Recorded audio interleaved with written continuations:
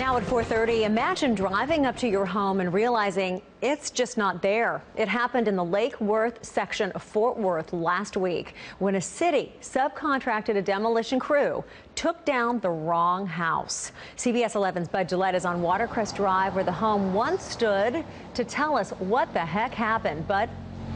Tracy, once stood is the operative phrase here. There's nothing left but a concrete slab. If you look up here, that hole just beyond where that bird bath is where the house used to stand. The crews apparently took it down instead of the targeted property next door.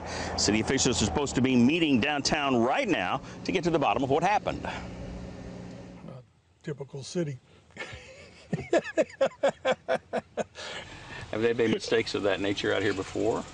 Yeah. Stephen Neumann was on his way to a charity fundraiser early Friday and couldn't figure out what a demolition crew was doing to a relatively well-built home.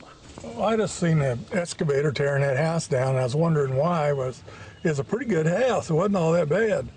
When this one next door's been needing tearing down for years. Neumann says he thought perhaps someone was tearing it down to build a fancy new home, but that wasn't the case.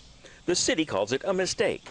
The property set for demolition was at 9708 Watercress, but what was actually torn down was next door at 9716 Watercress. Code enforcement was at the demolished home taking pictures and getting new information this afternoon in preparation for a meeting to discuss what happened. But no one will talk to me on camera about the mix-up until the city investigation is completed.